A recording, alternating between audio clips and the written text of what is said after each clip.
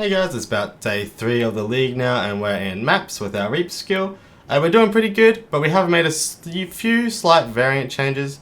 So anyone that's been on the Twitch, they would know that we've been making some beta changes quite often. If you haven't been to my Twitch, come down below in the description, that's where you get the most up-to-date information. But we have switched to a cast and crit variant of the skill, just as it's far cleaner for ultimatums, which is a very rippy league mechanic. The Ultimatum League mechanic is hard to do as a self-cast spell build, as if you stop to self-cast, all the mobs just jump on you, and it's not a fun experience. So we've switched to the variant you're seeing now, which is the Cast on Crit Cyclone. Cast on Critical Strike is the gem that allows us to auto-cast spells if we do a Critical Strike. We use the Cyclone skill, as it has a really high attack rate, and you can scale the crit very high with the gear we currently use. So we use that alongside our Reap to auto-cast Reap and tear the mob packs like you're watching right now. It's a really great alternative to the skill, and it's a nice way to farm ultimatums, which can get us some currency to help buy the rest of our gear. And the good part about this is that I have not changed a single piece of our gear, and I've not changed the tree that much. It's a very small change on the tree. You can do it with your passive respec points that you have just from the axe alone, or if you have some Orb of Regrets, you can do it pretty easily. It's very clean, it's very nice, and it's an easy transition, and I'm going to teach you guys how to do it. If you wanted to stay with Selfcast, I have on the forum just here, I have an update on how I was doing it, and what I was doing in order to Selfcast. I was doing tier 10s up on this build just fine, and I think I could do tier 16s just fine as well. Maybe Cyrus would be a little hard. The only problem is, I wanted to be able to farm the league mechanic, and the league mechanic is not friendly for us self-casting. So the changes are up here on the forum guide, but I'll also be adding a section up here, a written text version on how to switch to the cast and crit version alongside our path of building. So most importantly, first of all, I'll show you now, our path of building. I've redone it, made this one. It's just a cast and crit version. It doesn't have all the leveling trees, but it does have the important information. So the most important information you can find is how to transition into the skill. First of all, down here, I have a level 75 cast on crit beginner skill and level 100 cast on crit god tree, I just say. So level 75 is what you want to aim for when you're level 75, and you can comfortably transition into the skill. There's a few pieces of gear that are required in order to transition. A lot of this gear is pretty cheap now though, and you could probably do it on an extreme budget. So we have the Nagamahu's Flame, and once again, I'll explain. We have our cast on crit beginner gear, so this is when you're level 75 and you first want to switch. And then we have our end game ideal gear, which is what you want to focus on for the end game. And the gear's the exact same, there's only a small few changes, so it's really good for this build and a nice transition. For our cast and crit beginner gear, first of all, Nagamahu's Flame Axe, if you haven't read the forum update already, this is an insane axe, and it's almost as good as the Volcanus. The only problem is it takes up 2 weapon slots. However, it's a chaos for an almost max rolled one. The helmet I was using is called the Gull. The Gull is a really great alternate leveling unique. When you kill enemies, it drops a shrine, and you can pick up the shrine and it will buff you for the map. And this is great. I plan to use this until I can get Crown of the Inward Eye, and Crown of the Inward Eye is dropping in price very fast, so we'll be fine. It was about 40 chaos yesterday, and currently I don't know the price, but it's usually within a week of the league, it's about 3 chaos. The body armor. So this is alongside one of the most important. You want to be able to buy a 2 green, 1 red, 3 blue body armor. And I'll actually show you how to do that just now, so you can find it.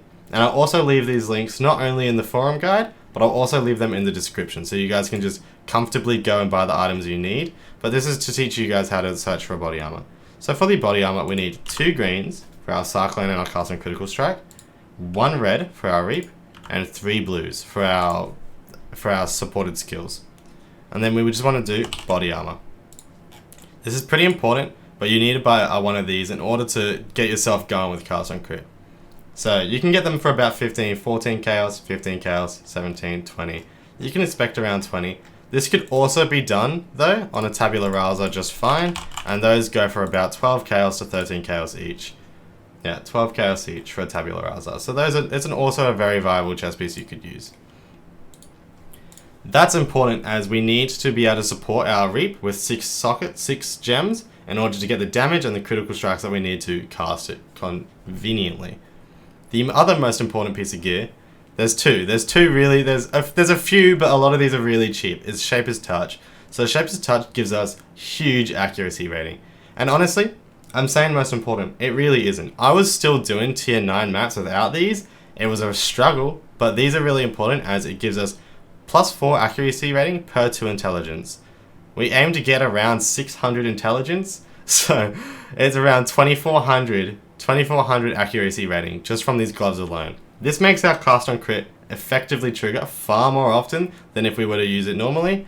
So we really need these and it helps a lot. But once again, you really don't need them. I did our Uber Labyrinth, for example, without these.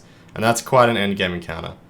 The other very important piece of gear is the Astromentis. This gives our attributes, which helps give us our accuracy rating from the Shaper's Touch. It also helps us give us our crit strike chance from Righteous Providence, which is this right here. 1% increased crit strike chance per strength.